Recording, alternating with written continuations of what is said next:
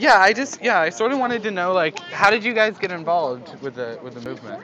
Yeah. You want to start? I think you field that one. Oh, the Tea Party movement? Right. Well, honestly, I mean, I've been at FreedomWorks for 4 years. Oh, I didn't even know it was been around that long. Yeah, it started in 1984.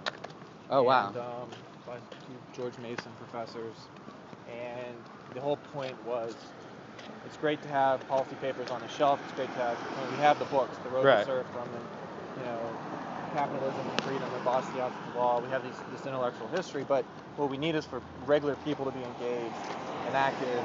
And the intellectual side is important. You have the ideas, but you need the grassroots to get involved, because really politicians. So it's sort of an organizing body. Oh, absolutely, yeah. Right. So it does grassroots organization. Yeah. So politicians, basically, it's kind of a cynical, practical view of politics, which is they care about getting reelected, and they get reelected by votes or money. Right. So you have to kind of own their psychology and convince them that if they don't vote the right way, you'll vote them out. So very basic premise. Right. But so it's meant to be an intermediary between the population and the representatives. Oh, absolutely. We try to knock down that wall of separation and say, come on in and go visit your elected officials. Right. And a lot of people. So anyways, I'm trying to provide so what we do is we're sort of community organizers, really, for lack of a better term. Mm-hmm. And I've actually read a lot of Saul Alinsky and apply some of his tactics and strategies. Saul Alinsky? Mm-hmm. I don't. Not familiar. Sorry. Well, he was kind of a radical leftist, organizer. The original community organizer.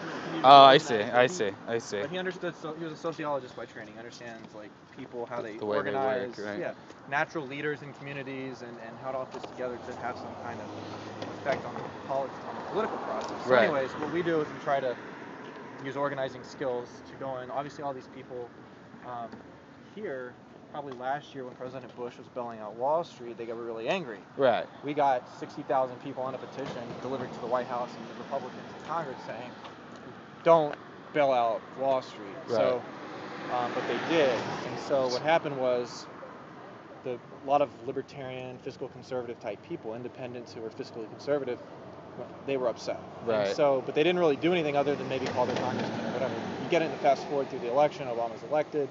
Get into the stimulus debate in February, and Obama basically continued the policies of President Bush, bailouts and stimulus policies and everything. And these people said, what the hell? What's the difference between Bush and Obama? Right. Big government, all the same. So that outrage, I think what we were able to do, FreedomWorks, from early on was say, here's what you do. Obviously, you're already calling your congressman, you're already signing petitions. I don't know if you heard my speech earlier, but they said, our inspector's not listening. So what did we say?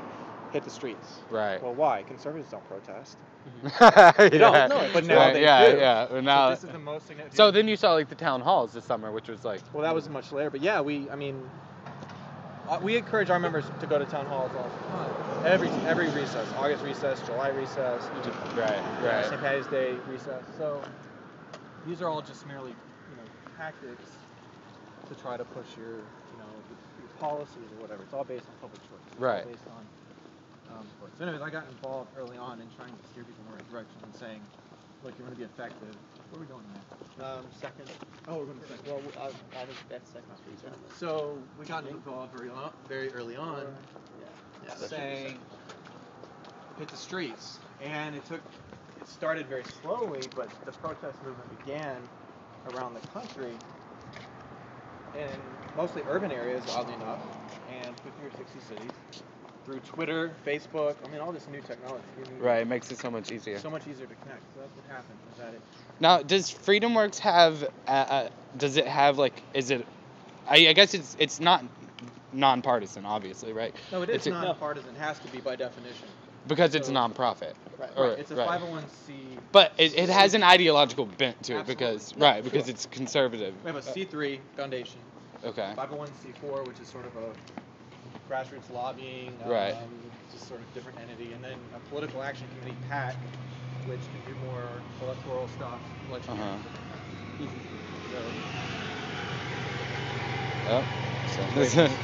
So, whoops, it ran over. So who sort of, I guess, who decides the ideology or what is? who decides what FreedomWorks organizes for? Like what policies? Like would FreedomWorks, would you say, are they against healthcare reform in general, or are they against the bill that's being proposed right now?